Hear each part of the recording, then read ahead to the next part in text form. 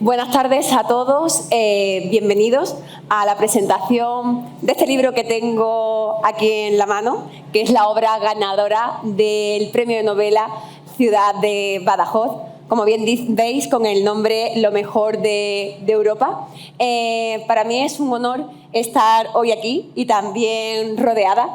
Y lo primero que quería es dar las gracias a las autoridades presentes, sobre todo, no solo por compartir este rato con nosotros, sino por el apoyo, que significa que tanto el delegado de Cultura del Ayuntamiento de Badajoz, José Antonio Casablanca del Barco, y también el director general de la Fundación José Manuel Lara,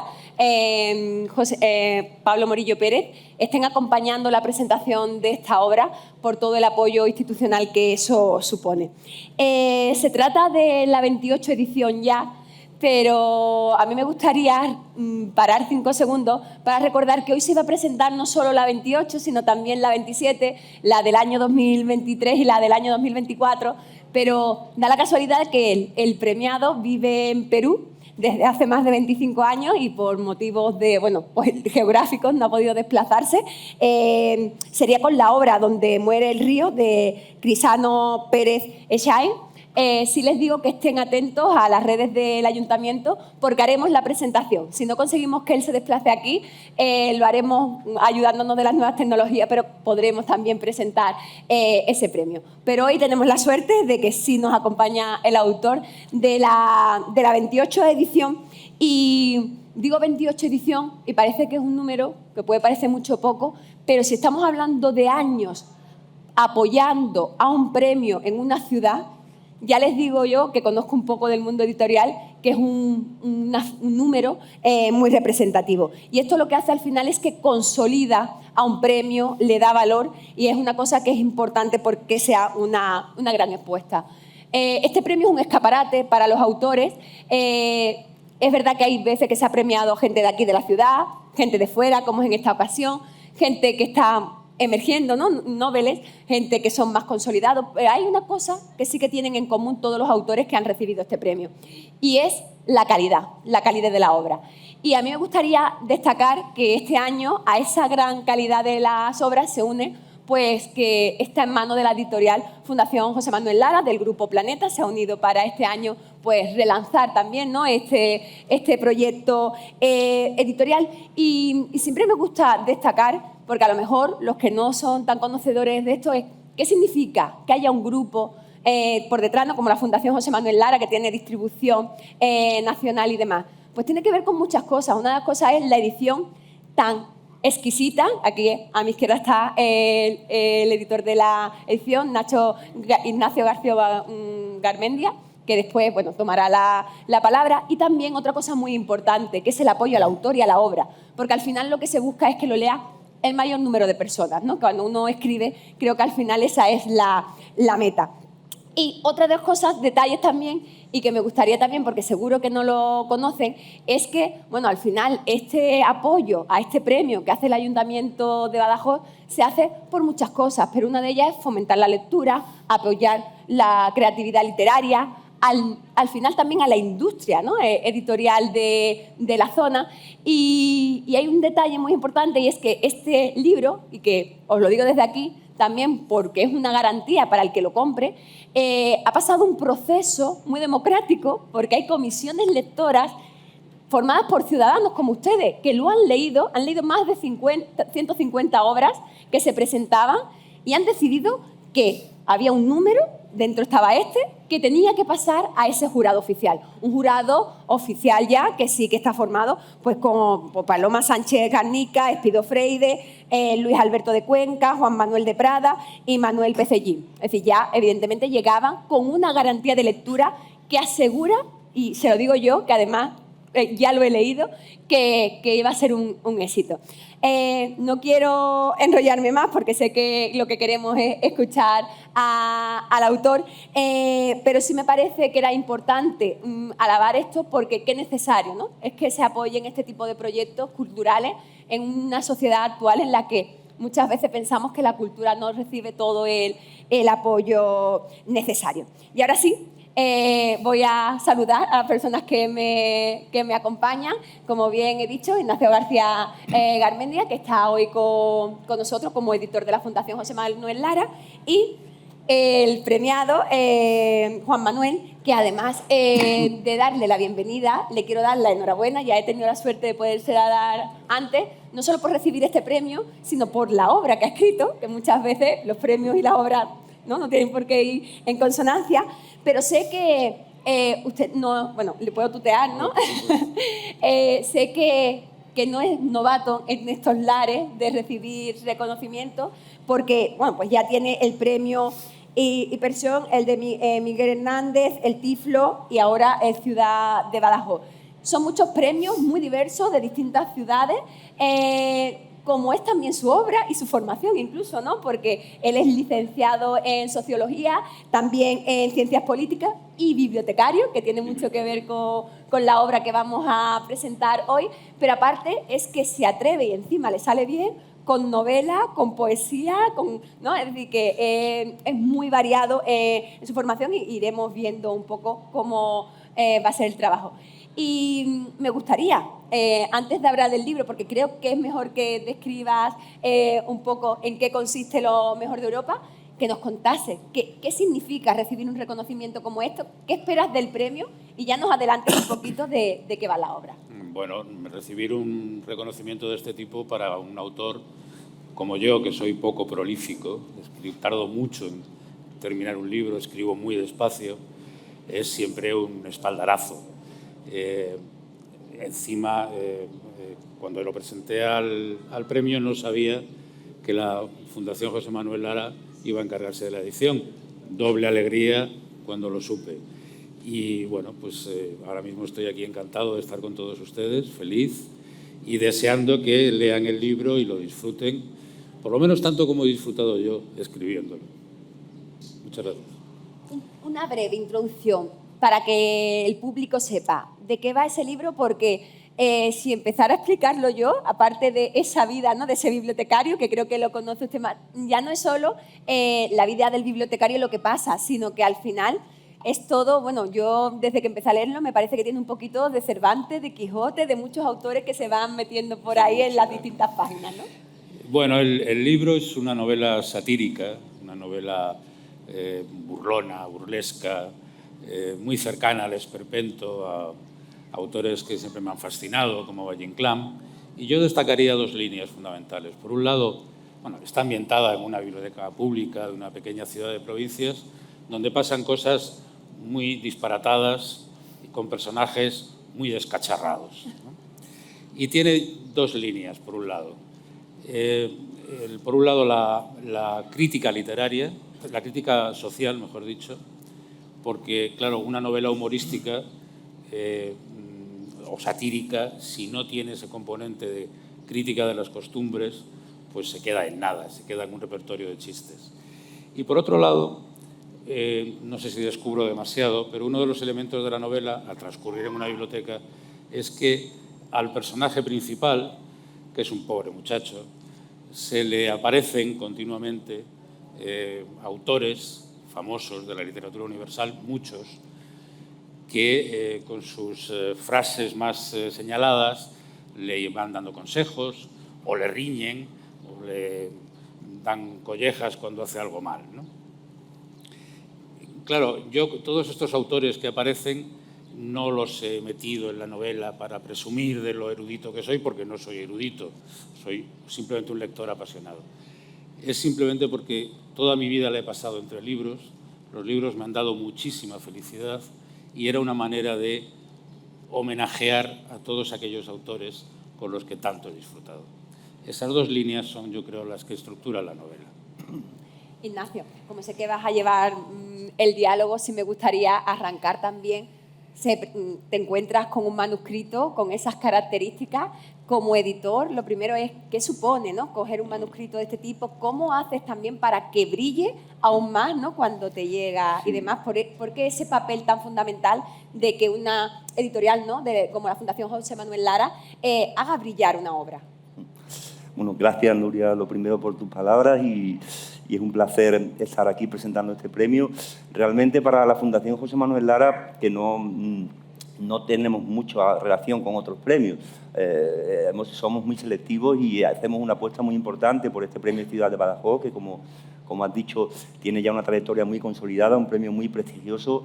Querría también mencionar la novela que hemos publicado también, de Crisanto Pérez de Sáenz, Donde muere el río, de un navarro afincado en el Perú, en Piura, donde transcurre también la novela, que es una novela espléndida también, como esta de Juan Manuel. Estaba previsto que él nos acompañara hoy, pero bueno, precisamente por residir allí en el Perú no ha sido posible y esperamos hacer pronto una conexión telemática para presentarlo, aunque sea in absentia, como diría Juan Manuel, cuya novela está llena de latines. Respecto a la labor de editor, que es por la que me ha preguntado Nuria, verdaderamente en el caso de Juan Manuel, no es porque él esté presente y tenga que elogiarlo más de la cuenta, ha sido una labor muy puntual. Él está muy agradecido porque es un hombre, aunque lo conozco poco, generoso en las apreciaciones, pero bueno, en otros casos pues sí hace falta una mayor intervención. En general los editores estamos para acompañar a los autores y mejorar su trabajo, a veces desde el principio, no solamente con libros que nos vienen ya dados, sino concibiéndolos y después pues ayudándolos en todos los órdenes, no el meramente de la corrección, que es el menos importante en el fondo, sino de concepción, estructura y arquitectura. Yo la novela de Juan Manuel me parece una novela espléndida, se lo he dicho desde el principio. No tuvimos ocasión de estar en este año en el jurado porque es la primera vez que la Fundación Lara participa en este premio. Nos hemos limitado este año a publicar las novelas ganadoras, pero ha sido una alegría. Tratamos de que las publicaciones sean literarias, o sea, que sea una literatura de calidad, como ha dicho Nuria muy bien, pero esta novela tiene además la cualidad de la amenidad. Lo veníamos hablando, ¿verdad, Nuria, en el coche, con todo el sustrato literario que tiene detrás, que vamos a hablar un poquito brevemente ahora de él. Es una novela que se lee muy bien, ¿no? Se puede leer en varios niveles, digamos. Los lectores más formados pueden apreciar en mayor medida los juegos, los homenajes que hay expresos en la novela, y los que no pueden seguirla perfectamente. Una novela divertida, entretenida, bien humorada y que tiene muchas cualidades, o sea, que eso es raro, que se junten la calidad literaria y la capacidad para llegar a cualquier lector. Has dicho que es entretenida, ¿no? Pero además que yo también añadiría que docente en muchos sentidos, ¿no? Porque cada vez que vas introduciendo un autor, hemos hablado de que él va introduciendo en distintas obras, lo ha vuelto a decir Ignacio, y es que a lo largo del libro salen frases que están en cursiva, para que se pueda reconocer también por el autor, por el lector, que cuando tú lo estás leyendo, si has leído, dices, uy, eso me suena ¿a qué obra? ¿No? Y a lo mejor puede ser una obra de Cervantes, una de Pessoa, ¿no? Y es bonito porque el que lo ha leído lo reconoce en el momento y el que no, también está muy bien pensado porque en la parte de detrás vienen todas las citas página por página para que tú digas.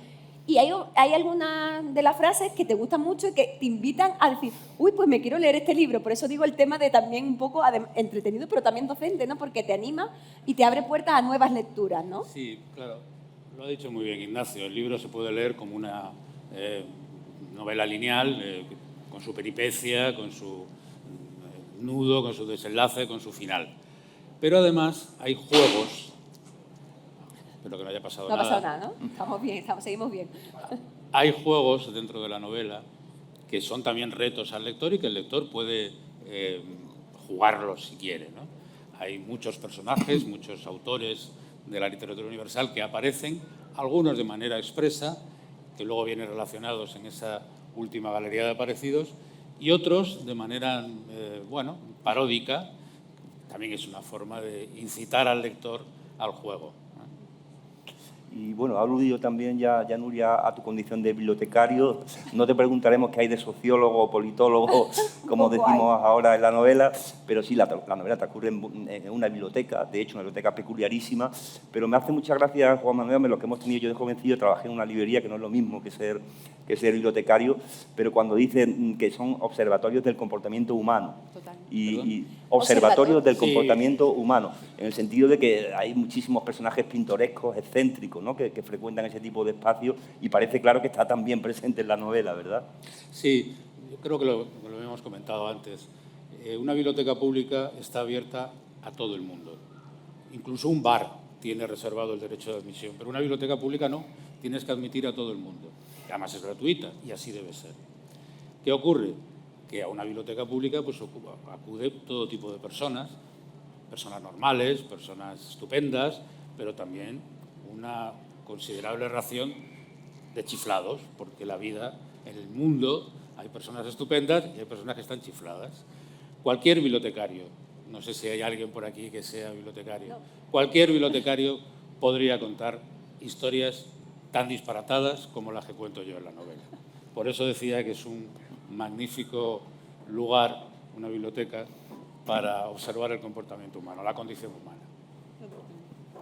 Y luego hay una cosa también que me parece muy interesante, como hablando, lo ha dicho Nuria, que se inscribe en la tradición satírica, ¿no? de la burla, el humor. Luego vamos a hablar un poquito también de la tradición del humor y de cómo no parece un poco absurdo que no tenga el prestigio que debería tener, pero me parece muy interesante en uno de los momentos de la entrevista, de la nota de prensa, cuando hablas de una tradición que es muy española, que se remonta a la poesía juglaresca, dice, al arcipreste de Ita, a la tradición picaresca, y cómo a partir de un cierto momento eso parece que queda como interrumpido, ¿no?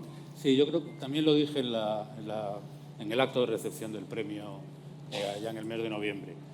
La literatura española siempre ha sido una literatura gozosa, libérrima, deslenguada, ¿no? Y pues eso, desde los juglares, pensemos en el Lazarillo, pensemos en la Celestina, pensemos en el Cervantes que escribe el Quijote, pero a partir de un cierto momento histórico se produce un quebranto, se produce una bajada de escalón. No sé si como reacción ante el movimiento ilustrado, ante la Ilustración, no sé si como reafirmación en aquel grito terrible de «Vivan las caenas», pero la literatura deja de ser tan libre, tan gozosa, tan suelta, y pasa a estar atacada de solemnidad. Por supuesto, durante los siglos XVII, XVIII, siguió habiendo autores que escribían libros muy desvergonzados, en algunos casos enormemente desvergonzados, pero lo hacían de una manera sigilosa, con seudónimo, de manera secreta.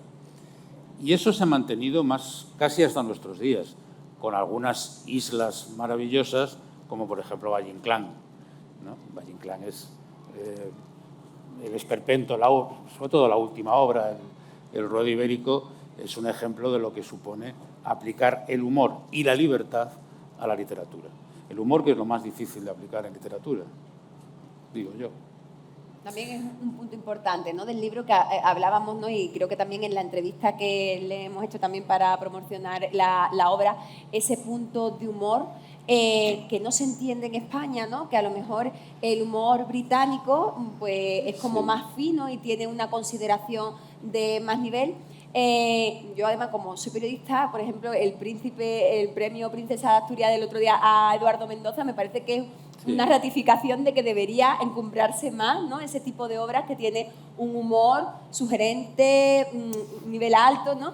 Y en España no se ha valorado. No sé si al recibir ese premio has dicho, uy, mira, por ahí es verdad que se está reconociendo. Fíjate que incluso Mendoza, que es un autor reconocido y admirado y que vende muchos ejemplares, desde un punto de vista del crítico, siempre ha sido mirado de reojo. Exactamente, por eso lo decía. Porque sí, escribe novelas humorísticas,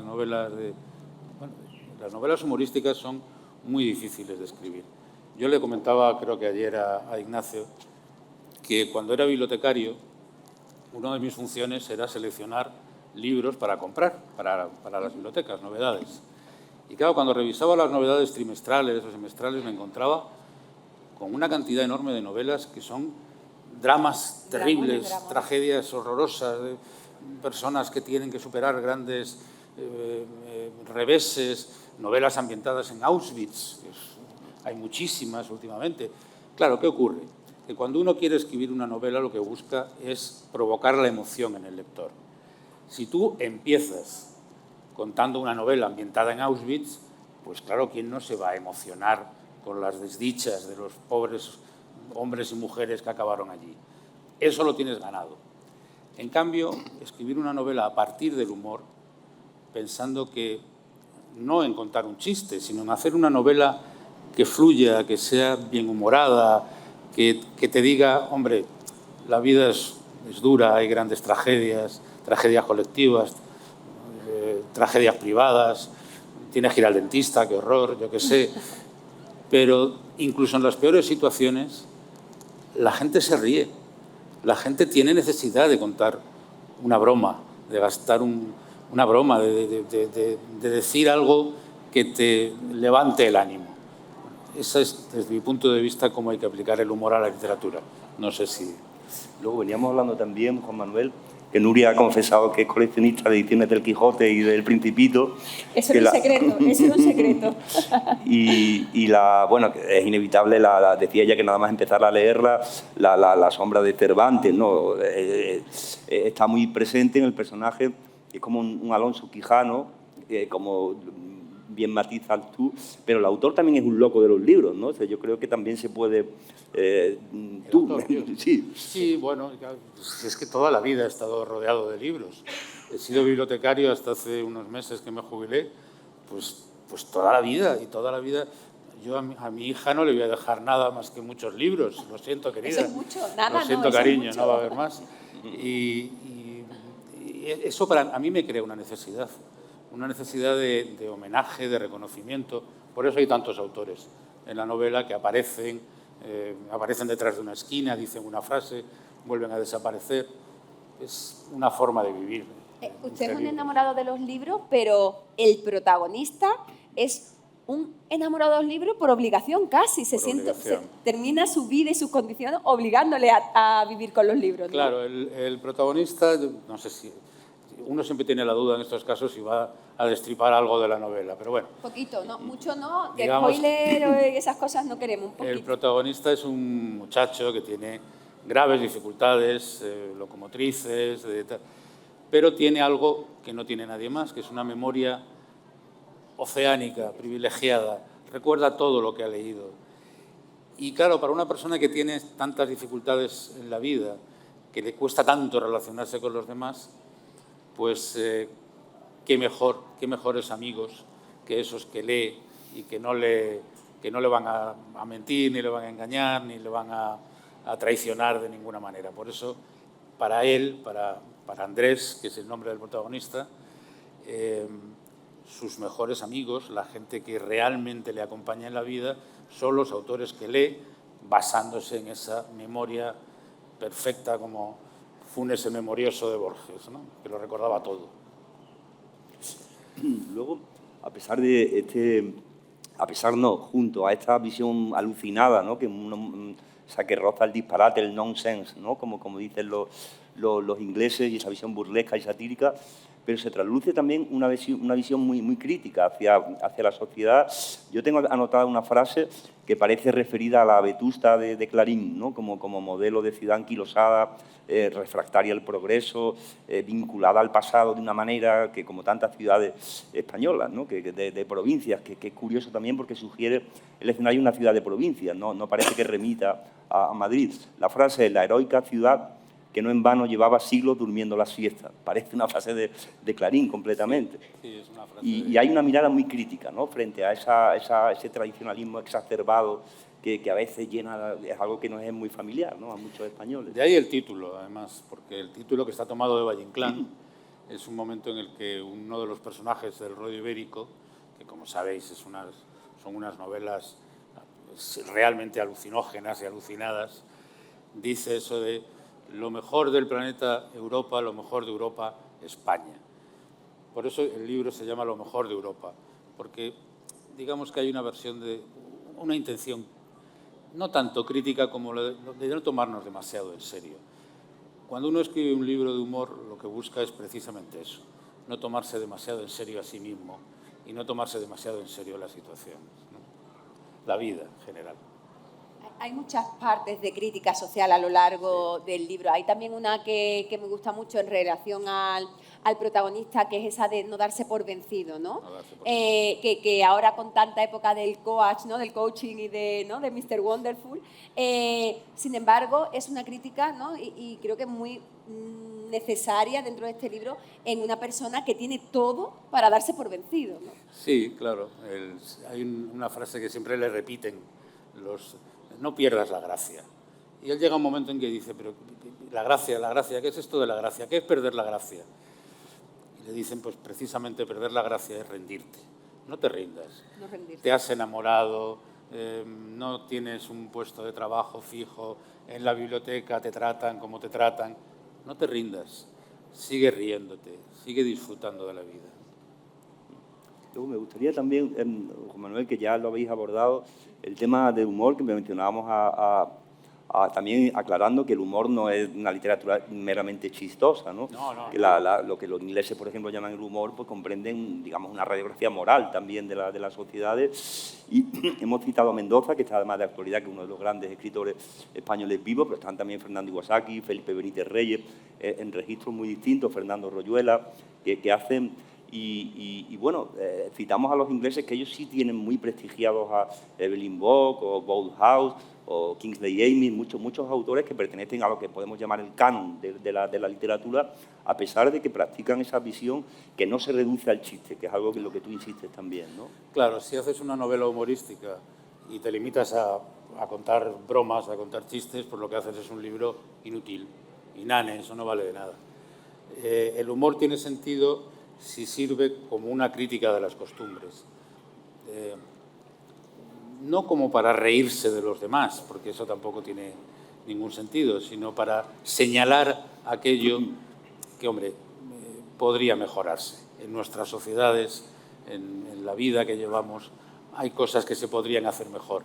Pero eso se puede decir a gritos, como ocurre en las redes sociales, o se puede decir de una forma, con una palabra que a mí me gusta mucho utilizar, que es bien humorada, una forma bien humorada, ¿no? Verdad que también hay escenas y sobre todo personajes que me gusta la palabra, que son gamberros, ¿no? En ese concepto, es decir, que hay humor, hay crítica, hay gamberrada. Creo que es un libro que invita a muchos perfiles distintos de lectores, porque puede haber, ¿no?, para repartir a sí, muchas. yo en la presentación del premio, cuando recogí el premio en noviembre, ya lo decía. Espero que los lectores, cuando lean el libro, se lo pasen por lo menos tan bien como me lo he pasado yo, acumulando maldades y acumulando gamberradas. Esto es una forma de hablar. Cuando uno escribe una novela, lo pasa bien hasta cierto punto. Hasta que recibe el premio. No, lo pasa bien. En el proceso de escritura, el proceso de escritura de una novela es complicado. Esta mañana o ayer estaba revisando carpetas y veía que los primeros apuntes, los primeros esquemas de la novela tienen fecha de 2019. Es decir, me ha llevado 4 o 5 años escribir esta novela. Es verdad que yo no soy un autor de los de trabajar de 9 a 2 y de 5 a 8, pero aún así son muchos años de trabajo y mucho esfuerzo también.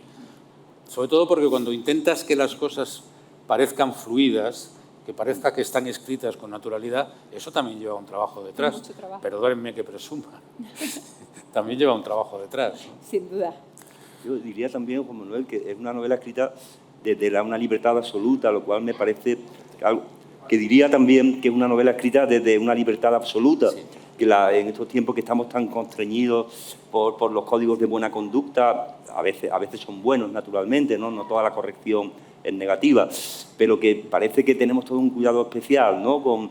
Y aquí, por ejemplo, pues hay una que a mí me parece divertida, yo no veo que sea injuriosa, ¿no? De la tradición anticlerical, por ejemplo, a mí me parece casi un homenaje a eso, que es también una tradición muy española, o contra el casticismo, el chauvinismo, el exceso de apego a lo propio, ¿no? Y está hecho en unos términos que, bueno, muy libres, ¿no?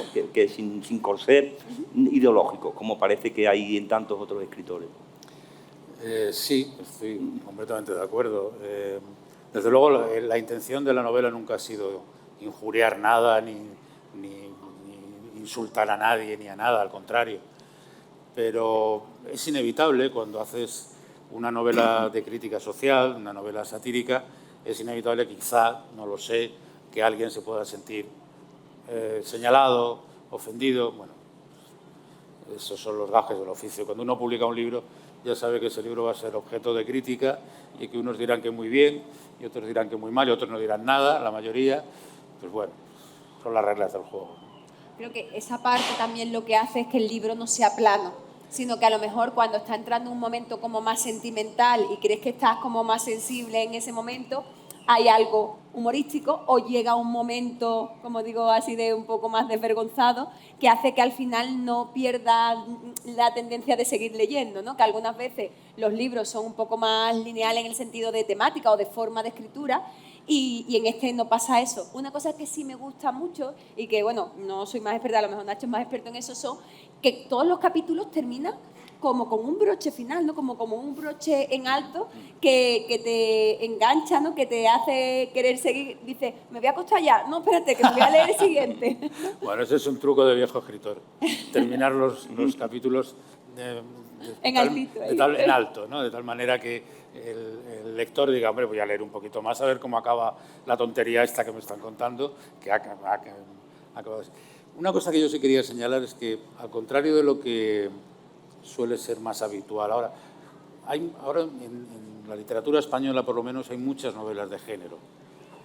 Hablando de eso que decías antes, de las estructuras previas y de los corsés y tal, hay quien escribe novelas negras, novelas históricas, y a mí todo eso me parece fantástico, no lo critico, porque en literatura, como en todo, lo que importan son los resultados y no las buenas intenciones. Pero a mí escribir novelas con un esquema previo no me gusta. Yo creo que las novelas tienen que ser como orgánicas, tienen que crecer a partir de sí mismas, ¿no? Como un árbol que crece en sí mismo sin moverse, ¿no? Y ir desarrollándose, y bueno, eso tiene un riesgo porque a veces, claro, cuando escribes sin mapa... El mapa, la brújula, ¿no? Cuando escribes sin mapa, a veces, después de 6 meses, dices, qué horror que estoy haciendo, lo dejo, y empiezas otro proyecto, ¿no? Pero para mí es más estimulante, más divertido. Como autor me estimula mucho más. También yo no vivo de la literatura, con lo cual no tengo necesidad de publicar un libro cada 2 años. Puedo darle el tiempo que necesite cada hora. Y se lo doy. Bueno, y hemos hablado del protagonista, de Andrés, que realmente se lleva porque es un personajazo, vamos. Esa mezcla de Funes, el memorioso, que lo recuerda. Hemos hablado del protagonista, sí, que es una figura que llena la novela por completo, esa mezcla de memorioso, también con sus limitaciones físicas, como has dicho, con una ternura también muy especial, ¿no? Tiene una inocencia maravillosa, pero sin destripar tampoco el argumento. Hay otros personajes también muy notables en la novela y que verdaderamente son dos criaturas excepcionales, y a mí a veces me ha recordado, por poner un referente no literario, Nuria, a la película esta muy conocida, Amanece, que no es poco, la de Cuerda, porque cuando juega sobre todo al disparate, ¿no? Al nonsense, se producen unas situaciones muy cómicas que rozan el surrealismo, ¿no? Y hay personajes, yo no sé hasta qué punto puedes decir, sin destripar demasiado, pero por no centrarlo solo en el protagonista, ¿no? Bueno, diré que todos los personajes, antes he comentado que una biblioteca es un lugar fantástico para ver el comportamiento humano. Todos los personajes tienen algo tomado de la realidad. Pero el personaje de Andrés, en concreto, es que es un caso real. Es un muchacho con graves limitaciones locomotoras que trabajaba en la biblioteca donde yo trabajaba como meritorio sin sueldo durante muchos años, y bueno, pues le teníamos allí un poco sin saber qué hacer con él. No se llamaba Andrés, tenía otro nombre, y era un personaje tan tierno, que lo de dotarle ahora de esa ternura me ha resultado muy fácil, porque no tenía más que acordarme de él, ¿no? Y claro, sí, hay otros personajes, pues el compañero de Andrés, que es un poco Don Quijote y Sancho Panza al revés, ¿no? Sí, es un personaje patibulario, como él suele decir, cargado de trienios. El jefe de Andrés es un personaje terrible, y luego aparecen pues personajes que podemos encontrar en cualquier pequeña ciudad, ¿no? Porque es verdad que, no voy a decir el nombre, pero yo he vivido siempre en Madrid, pero no trabajaba en Madrid. No voy a decir en qué ciudad trabajaba, sí, pero era una se veía ciudad que no era en la capital. No lo diga, no lo diga. Pero eso no lo diré. Y otra cosa, Juan Manuel, que ha mencionado, yo creo que una observación muy buena de lectora Nuria, los finales de los capítulos, que efectivamente siguen como el procedimiento de hilar, ¿no? Que te deja con la expectativa de leer el siguiente, pero tampoco podemos contarlo, pero a mí es que el final de la novela, el final, bueno, parece absolutamente glorioso, vamos a desvelar el casi final, literalmente glorioso, porque se da unas alabanzas en latín, como decía, y yo no sé de qué manera podemos explicarles al público que aún no ha podido la novela ese final maravilloso, muy simbólico también, ¿no?, de todo lo que cuenta el libro. Sin destripar nada, no lo sé, es muy difícil. Bueno, diré que al contrario que las novelas estas terribles, trágicas, no muere nadie, todo el mundo termina más o menos bien. Pero bueno, pues termina en lo que yo creo que a lo largo de la novela se puede ir intuyendo, ¿no?, que es una catástrofe, una pequeña catástrofe, pues una pequeña catástrofe. Le voy a rescatar en el jardín que le ha metido Nacho, porque además ya nos están haciendo señales. Lo mejor de saber el final es que lo lean, ¿no? Así que creo que le hemos dejado la miel en los labios para que tengan ganas de leerlo. Yo les aseguro que si lo leen van a pasar un buen rato, van a aprender, se van a reír y también incluso se van a hacer autocrítica en algunos momentos, tanto a nosotros mismos como a la sociedad en la que estamos viviendo. Así que, bueno, como se acaba el tiempo, como digo, agradeceros a ambos este tiempo, de nuevo agradecer tanto al Ayuntamiento como a la Fundación José Manuel Lara este apoyo y recordarles que vamos a presentar también el premio del 2023, Donde muere el río, de Crisanto Pérez Say. Estén pendientes a la página del Ayuntamiento, que seguro que en breve lo podemos hacer. Así que, si me lo permites, aparte de darte las gracias, darle las gracias especialmente a Ignacio, que ha hecho un trabajo de edición magnífico, y por supuesto muchas gracias al Ayuntamiento. Yo no sé si tuve mucha suerte en el mes de noviembre cuando estuve aquí recibiendo el premio, pero no me encontré más que con gente encantadora, amabilísima. Me tratasteis tan bien que yo creo que voy a volver con mucha frecuencia. Perdón. Nada, que va. Seguro que volverán y ya ven, con un autor así es de lujo. Así que nada, si lo compran o lo reciben, él lo firma después, ¿vale? Muchísimas gracias a todos. Gracias.